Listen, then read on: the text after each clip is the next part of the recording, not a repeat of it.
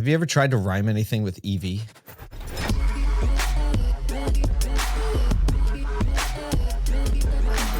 This is Auto Collabs. Should we try? Now I'm mad. Well, I think everybody listening or watching is trying to do that. It's like, you can't. I mean, Foley is like a stretch. EV. John Foley. Easy. EV. You know, we're trying to name a puppy that we got.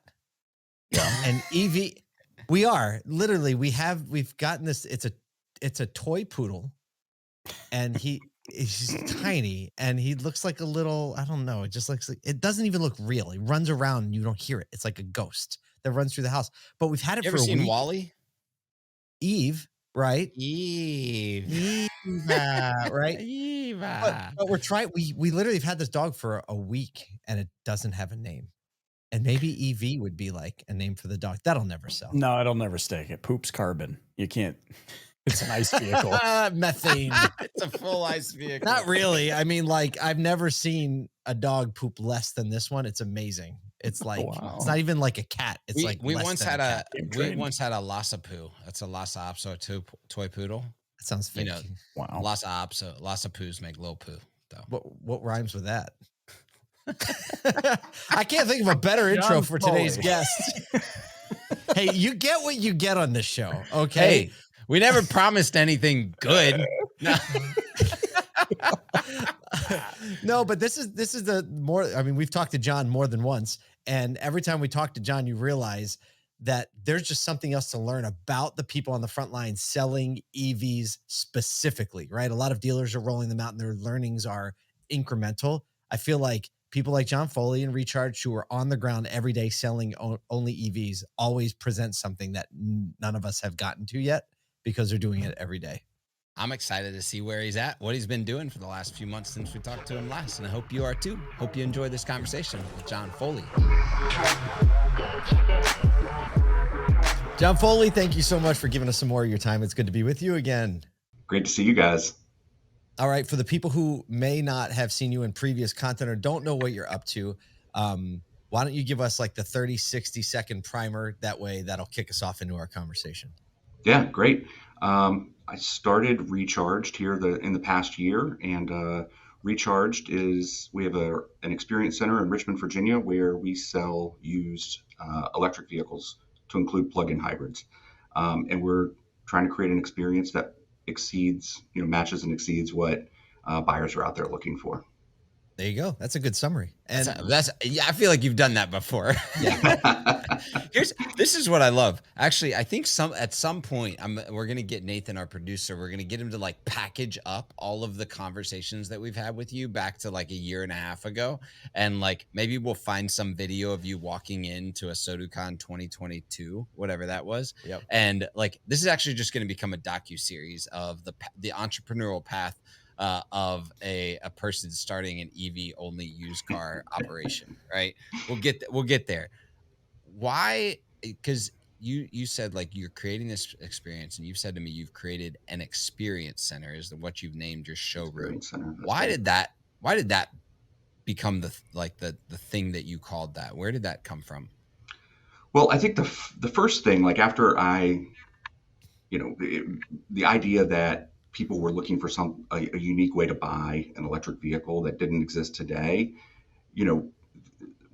We're on the heels of Vroom shutting down, and there's all sorts of online, retailers that have stood up and stood back down. Buyers definitely want a unique experience. It's not just offering electric vehicles. It's not just the fact that we have multiple makes and models available to see that's going to make somebody choose to buy an electric vehicle from Recharged. And so like once you wrap your mind around that, then it's like, okay, what are people looking for? And, how can we really rise up and create that experience that really exceeds even what they're hoping to find? the buyers that come in, what percentage of them are first time EV buyers and what percentage of them are like repeat EV? Yeah. So, I'd say that the repeat is not more than 10%. Gotcha. So it's majority people who are just like kind of EV curious and saying like, hey, I've been hearing this. I've never had one. and I'm want to buy my first EV. So that's Yeah. So 90%. and, Wow. and we kind of break that bucket of EV curious into two buckets. So there's curious where, I walk into recharge and I really am just curious, like, could this work for me? Help me understand. And then there's EV committed. So like they're not a repeat buyer. They don't understand, or they have not, they don't have a charger at home yet. They haven't been through all that, but they are 100% committed to buying an EV Right. already. They're like, I'm So getting like, my next vehicle will be an EV. Yep. correct. And that bucket's about split in half. But that's what we see anyway. Wow. Okay. So for the people who come in and are just curious, what are the questions they're asking, and like, what is the response to the way you address them? Because I know you handle consumers in a very special way when they come in.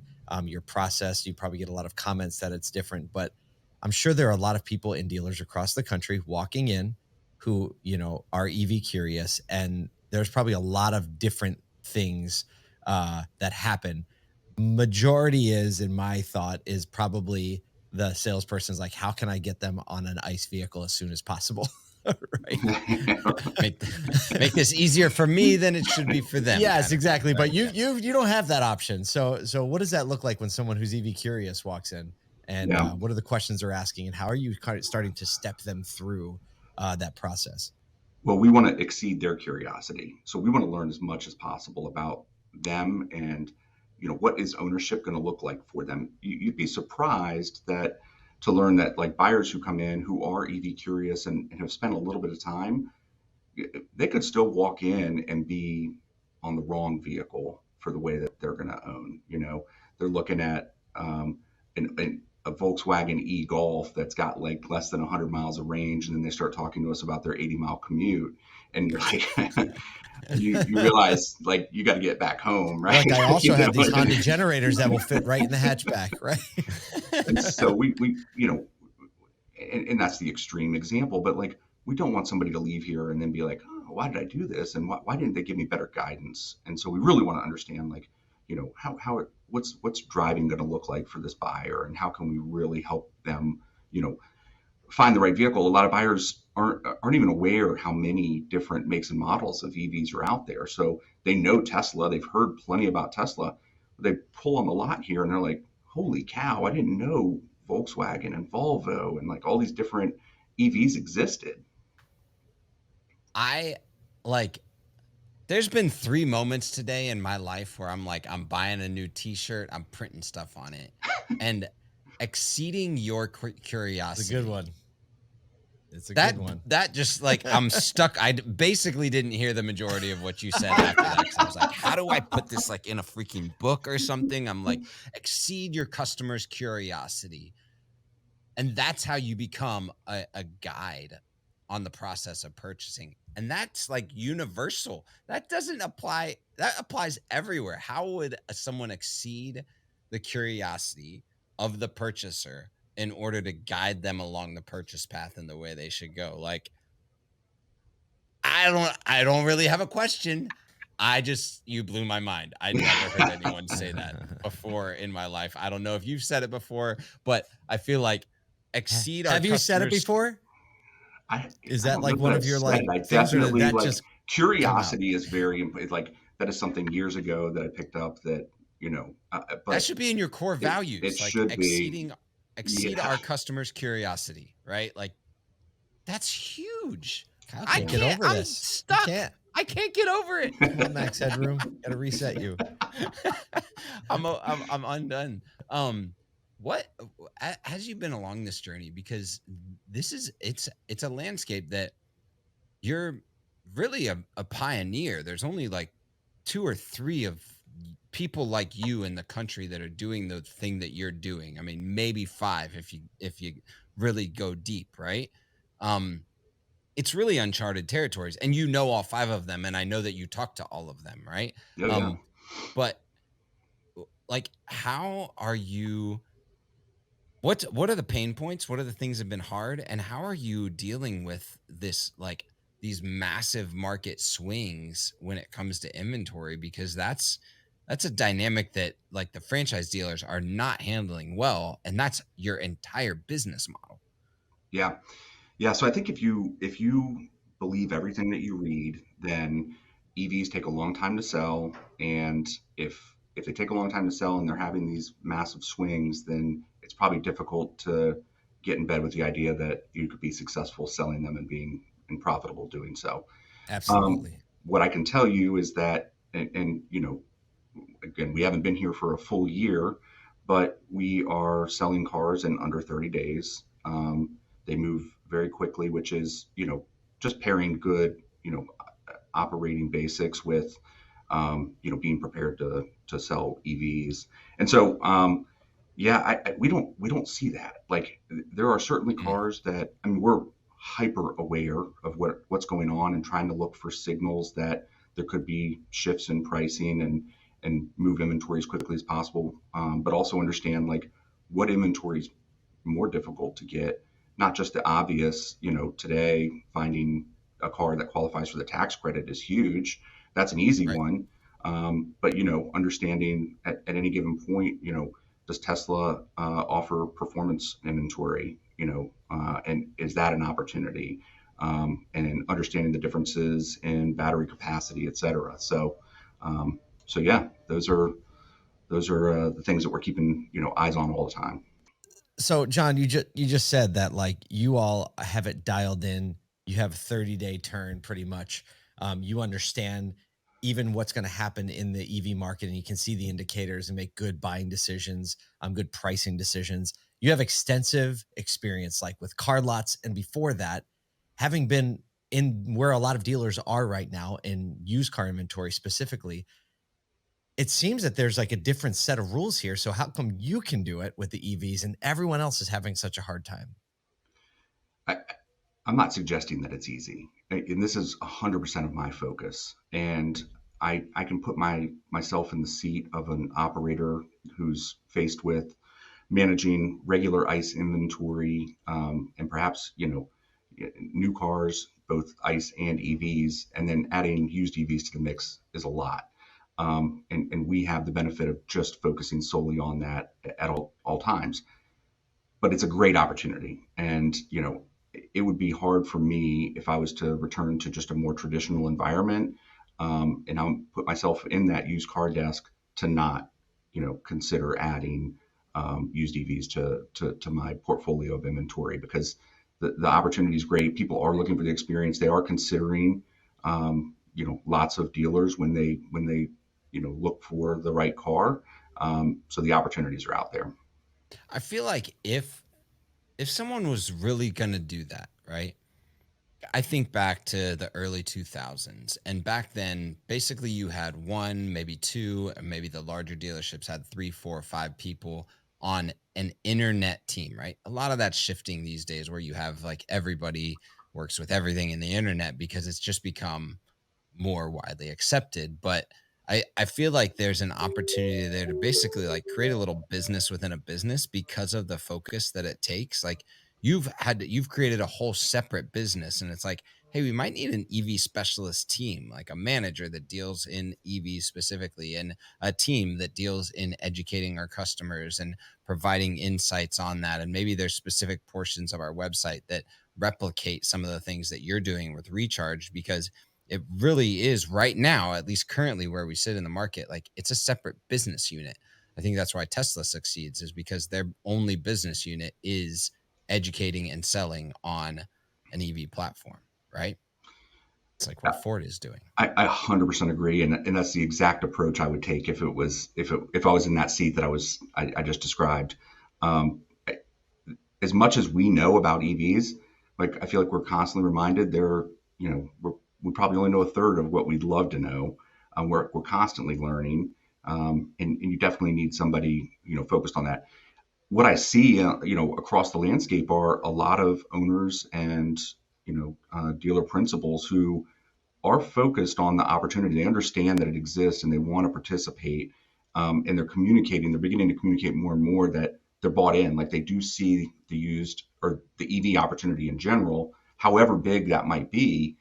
But I don't think that's trickled down. And I'm basing that on the experiences that people are telling us when they come in and see us or call us that they've had out in the market. And it's very surprising. Like it's from places you wouldn't expect. You would expect that the team was 100% dialed in, and the experiences that are described are 100% not dialed in. So. Mm. So what's on the horizon for you? What's the pivot to next, or what's the next new exciting thing that you're working on? Because if I know anything, like entrepreneurs that get almost a year into things are always thinking about the next thing. What are you excited about with Recharged over the next year? Yeah, I think as Recharged stands today, we have a lot of opportunity still. And so, we've got some enhancements to recharge.com that are rolling out here in the next 2 or 3 weeks that we're excited about. But as we've gotten arms around, how to manage this opportunity best, just see lots of possibilities to really expand Recharge. Certainly, like, could go stand up. People are calling me all the time asking if I'll sell franchises and let them open up in their town because they love EVs and they see the opportunity. But I think there's a lot of ways that I can support dealers to help them make that transition into the EV world. And there are a lot of these used EVs that are coming to market. So What does that look like? You said ways you can support dealers, right? Like the one angle is kind of an independent angle where you're opening more stores or selling franchises or all that. The other angle is helping existing dealers that already have an operation up and running get more online and be able to sell. Is that something you're talking more about right now, or like the thoughts you have there, or is that kind yeah, of like I am in the embargo box for the moment? No, I'd say pretty, far down the funnel at this point on, exploring what that looks like.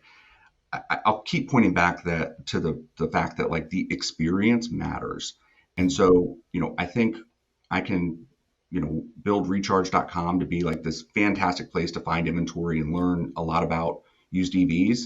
And certainly, like, if I'm a dealer and I go, man, well, let me list my cars there. If that's helping buyers, it will, but I don't know that they'll buy if the experience doesn't match behind it. And so, I think I've got the opportunity to list those cars on the site, but also manage the experience and help dealers move that inventory quickly and profitably, to their benefit, but give buyers the experience they're looking for. When you really think about, like, how do we accelerate adoption if that opportunity is out there, then, I really feel like I can't at this time just trust that everybody will buy in and it's going to happen, but I can go make it happen. So. Yeah. I think that's the entrepreneur's mantra right there. I can go make it happen. I can't think of a better way to end this podcast. John, as usual, just spending time with you and hearing about your frontline experience, I think serves the entire industry in this brand new frontier that everyone is kind of being pushed into. Like, you have to go across the line. So thanks for being a pioneer, being so open-handed with, what you're learning. And as always, thanks for being on Auto Collabs. Yeah, thanks for having me, guys.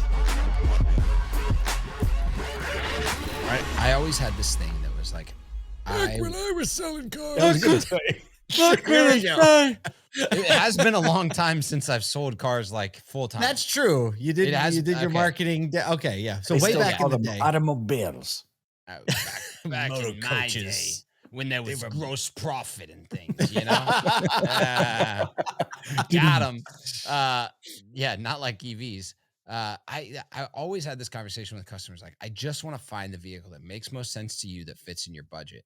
And I wish I would have had the words to say, I want to be extremely curious about exactly what you need and want, right? That level of genuine intention around a customer and their needs and wants and how they perceive their buying experience.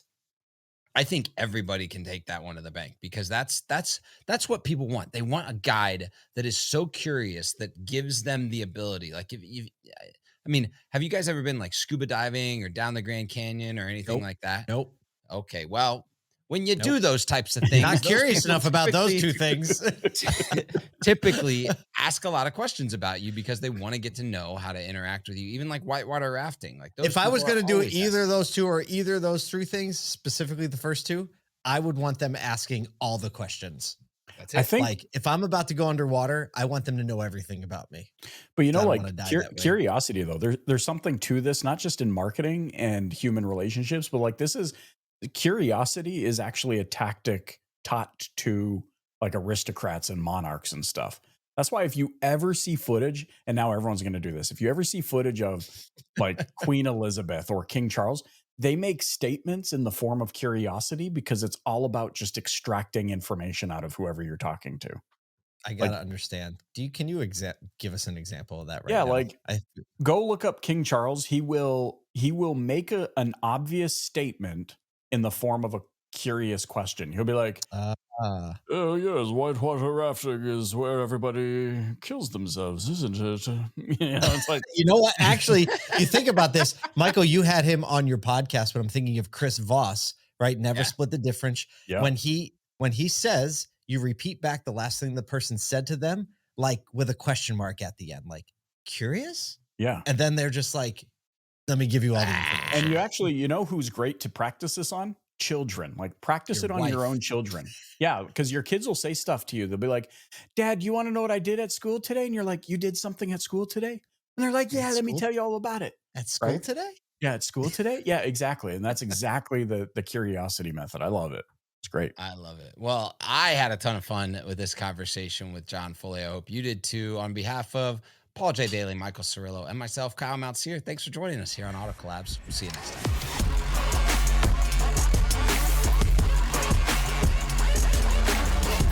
Welcome to Auto Collabs. Why are we recording? Are we rolling yet?